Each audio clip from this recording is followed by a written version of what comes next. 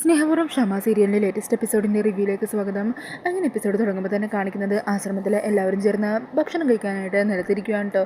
എല്ലാവരും കഞ്ഞിയാണ് രാത്രി കഴിക്കുന്നത്. ഈ സമയം രാധികയും അവിടെ ഇരുന്ന് കഞ്ഞി കുടിച്ചുകൊണ്ടിരിക്കുമായിരിക്കും. അന്നേരം അവിടുത്തെ ആദ്യത്തെ ചേച്ചി രാധികയോട് ചോദിക്കണേ, എന്തുപറ്റി, കുട്ടിക്ക് ഇതൊന്നും ശീലമില്ല അല്ലേ? അങ്ങനെയൊന്നുമില്ല, എൻ്റെ വീട്ടിലായിരുന്നപ്പോൾ എപ്പോഴും രാത്രി കഞ്ഞിയായിരിക്കും. അങ്ങനെ രാത്രി സന്തോഷത്തോടെ തന്നെ ഭക്ഷണമൊക്കെ കഴിക്കുവാണ്. പിന്നീട് കാണിക്കുന്നത് ശ്യാമക്കുള്ള ഭക്ഷണമൊക്കെ എടുത്ത് വെക്കുന്ന അമൃതനെയാണ് കേട്ടോ. ഈ സമയം ശ്യാമ അമൃതയോട് പറയണേ, ഏട്ടതി എനിക്കിന്ന് രാത്രി കഞ്ഞി മതി. കഞ്ഞിയോ? എന്താ ബുദ്ധിമുട്ടുണ്ടോ? എന്ത് ബുദ്ധിമുട്ട്? കഞ്ഞി ഉണ്ടാക്കാൻ എളുപ്പമല്ലേ, ഞാൻ എന്താ ഇപ്പോൾ എടുത്തുകൊണ്ട് വരാം. അങ്ങനെ പറഞ്ഞ് അമൃത അടുക്കളയിലേക്ക് പോകുവാണ്. ഈ സമയം കഞ്ഞിയൊക്കെ റെഡിയാക്കി അമൃത വരുമ്പോഴേക്കും കാണുന്നത് ശ്യാമ ഡൈനിങ് ടേബിളിൽ ഇരിക്കാതെ നിലത്തിരിക്കുന്നതാണ്. അന്നേരം അമൃത വന്ന് ചോദിക്കണേ, അല്ല ശ്യാമേ, എന്തിനിവിടെ നിലത്തിരിക്കുന്നത്? എടുത്തി, എൻ്റെ മോളും അവിടെ ആശ്രമത്തിൽ നിലത്തിരുന്നായിരിക്കും ഭക്ഷണം കഴിക്കുന്നത്. അവൾക്കില്ലാത്ത സുഖസൗകര്യമൊക്കെ എന്തിനെനിക്കും? സത്യം പറഞ്ഞാൽ ഇത്രയും ദിവസം അവളുടെ പോയിരുന്നല്ലോ. അവളെ തൊട്ടും തലോടിയൊക്കെ അവളെ സ്നേഹിക്കാനും പരിചരിക്കാനും ഒക്കെ എനിക്ക് കഴിഞ്ഞല്ലോ. എത്ര സന്തോഷമുള്ള ദിവസങ്ങളായിരുന്നു അതൊക്കെ.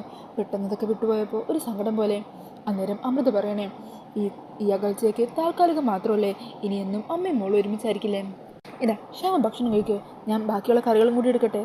വേണ്ട, ഇത് തന്നെ ധാരാളം എന്ന് പറഞ്ഞ് ശ്യാമയും ആസ്വദിച്ചിരുന്ന ഭക്ഷണം കഴിക്കുകയാണ്. പിന്നീട് കാണിക്കുന്നത് അടുത്ത ദിവസം രാവിലെ പ്രാർത്ഥനാ റൂമിലെ കൃഷ്ണ വിഗ്രഹമൊക്കെ ഒരുക്കാനായിട്ട് പൂക്കളും മറ്റു താലമൊക്കെ ആയിട്ട് പോയിക്കൊണ്ടിരിക്കുന്നുണ്ടോ അജന്ത. അന്നേരം മറ്റു സന്യാസിനിമാർ അജന്തയുടെ അരികുമെന്ന് ചോദിക്കണേ, എന്തുപറ്റി, ഇന്നലെ ലേറ്റായോ കിടക്കാൻ, വൈകിയല്ലോ? അന്നേരം അജന്ത പറയണേ, ദിയമോൾക്ക് ചെറിയൊരു പനിച്ചൂടുണ്ടായിരുന്നു, പിന്നെ അവളെ നോക്കിയിരുന്ന് സമയം വൈകിയതറിഞ്ഞില്ല. ഈ സമയം മറ്റേ സന്യാസിന് പറയുക, അല്ല ഇന്ന് പുതിയ പ്രാർത്ഥനാ റൂമിലേക്ക് മാറ്റിയതല്ലേ പ്രാർത്ഥനയ്ക്ക്, അപ്പോൾ സ്വാമി വരുന്നതിന് മുമ്പ് തന്നെ വിഗ്രഹമൊക്കെ അലങ്കരിച്ച് പ്രാർത്ഥന തുടങ്ങണ്ടേ? അതെ. അല്ല രാധിക എന്ന് പറഞ്ഞാൽ കുട്ടിയെ വിളിച്ചില്ലല്ലോ? എന്താണെങ്കിലും ആദ്യം നമുക്ക് കൃഷ്ണ വിഗ്രഹം ഒരുക്കാം, അതിനുശേഷം രാധികയെ വിളിക്കാം. അങ്ങനെ പറഞ്ഞ് അവർ പ്രാർത്ഥനാ മുറിയിലെത്തുമ്പോഴേക്കും വിഗ്രഹമൊക്കെ നേരത്തെ തന്നെ മനോഹരമായിട്ട് ഒരുക്കി വെച്ചിട്ടുണ്ടാകും കേട്ടോ. ഇതാരാ ഈ വിഗ്രഹമൊക്കെ ഒരുക്കിയത്? ഈ സമയത്ത് രാധിക പൂക്കളുമായിട്ട് അങ്ങോട്ടേക്ക് എത്തുവാണ്. അന്നേരം രാധികയെ കാണുന്നതും അവരെല്ലാവരും അതിശയത്തോടെ നോക്കി നിൽക്കുക. ഈ സമയം രാധിക പറയണേ, ഞാൻ രാവിലെ എണീറ്റപ്പോൾ സന്യാസിനെ എണീച്ചിട്ടില്ലായിരുന്നു. അത് കാരണം പിന്നെ ഞാൻ തന്നെ എഴുന്നേറ്റ് കൃഷ്ണവിഗ്രഹമൊക്കെ എൻ്റേതായ രീതിയിലൊന്ന് അലങ്കരിച്ചു. കുട്ടിക്കിതൊക്കെ ശീലം ഉണ്ടായോ? അങ്ങനെ ചോദിച്ചാൽ എൻ്റെ അച്ഛൻ അമ്പലത്തിൽ പൂജാരിയായിരുന്നു. അപ്പോൾ അച്ഛനിങ്ങനെ രാവിലെ പൂജയ്ക്ക് വേണ്ടി പോകുമ്പോൾ ഞാനും നേരത്തെ എണീക്കാറുണ്ട്. അങ്ങനെ വിഗ്രഹമൊക്കെ ഒരുക്കുകയും മറ്റുമൊക്കെ ചെയ്യാറുണ്ട്. അല്ല എന്തെങ്കിലും കുഴപ്പമുണ്ടോ? എന്ത് കുഴപ്പം? അസലായിട്ട് ഒരുക്കിയിട്ടുണ്ട്. കൃഷ്ണ ഭഗവാന് എന്നുള്ളതിനേക്കാൾ ഇരട്ടിയെടുത്ത് തേജസ്സുള്ള പോലെ. എന്താണെങ്കിലും രാധിക മോള് തന്നെ ഇനി വിളക്കൊക്കെ തെളിയിച്ചോളൂ. അങ്ങനെ രാധിക തന്നെ അവിടെയുള്ള വിളക്കുകളും മറ്റുമെല്ലാം തെളിയിക്കുവാണ്. ഈ സമയം അവർ പറയണേ, എന്നാൽ പിന്നെ ഞങ്ങൾ പോയി കുട്ടികളെയും സ്വാമീനെയൊക്കെ വിളിച്ചിട്ട് വരാം, മോളിരുന്ന് പ്രാർത്ഥിച്ചോ. അങ്ങനെ പറഞ്ഞ് അവരെല്ലാവരും അവിടെ നിന്നും പോകുവാണ്.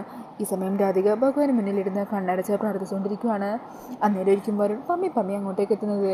അങ്ങനെ പതുങ്ങി രാധികയുടെ അരികിൽ വന്ന് നോക്കി നിൽക്കുവാണ് വരുൺ. എന്നിട്ട് രാധിക കണ്ണടച്ച് പ്രാർത്ഥിക്കുക തന്നെയല്ലേ എന്നൊക്കെ കൈകളെ വെച്ചൊക്കെ ഇങ്ങനെ നോക്കുന്നുണ്ട്. എന്നിട്ട് വരുൺ തൻ്റെ കയ്യിലൊളിപ്പിച്ച രാധയ്ക്ക് വേണ്ടിയിട്ട് ഒരു പ്രണയ സമ്മാനം ഉണ്ടല്ലോ, അത് അവിടെ ഭഗവാന്റെ മുമ്പിലിരിക്കുന്ന താളത്തിലേക്ക് വെക്കുവാണ്. കൂടെ ഒരു കുറിപ്പും വെക്കുന്നുണ്ട്.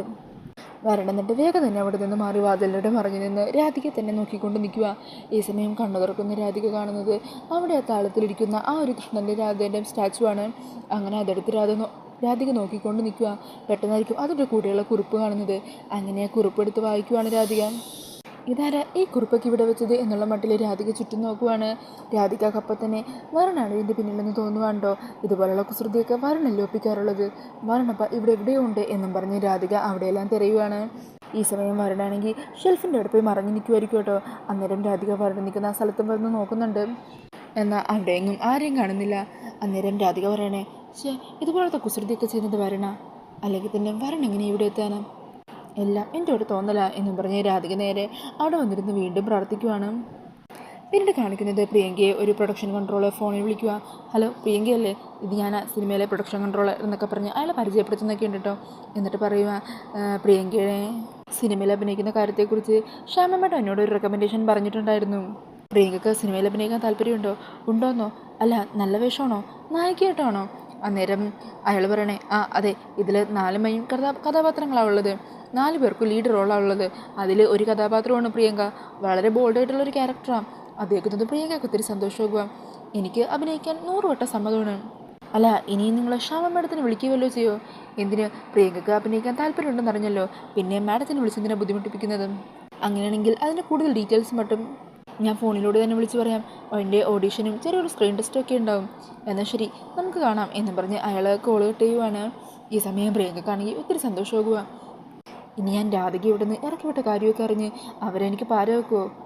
ഇല്ല, ഇനി അവരെ ക്ഷാമമെടുത്ത് വിളിക്കില്ല എന്നല്ലേ പറഞ്ഞത്. പിന്നെന്താ കുഴപ്പം? പിന്നീട് കാണിക്കുന്നത് അവിടെ ഗാർഡനിൽ ചെടിയൊക്കെ നനച്ചുകൊണ്ടിരിക്കുന്ന രാധികനെയാണ് കേട്ടോ. ഈ സമയം രാധികയുടെ അരികിലായിട്ട് കുട്ടികളും കളിക്കുന്നുണ്ടാവും. അന്നേരം രാധിക കുട്ടികളോട് ചോദിക്കണേ, അല്ല അതിരിക്കട്ടെ, ഈ ചെടികളൊക്കെ ആരും ഇവിടെ കൊണ്ടുവന്ന് വെച്ചത്? ഞങ്ങളൊക്കെ തന്നെയാണ്.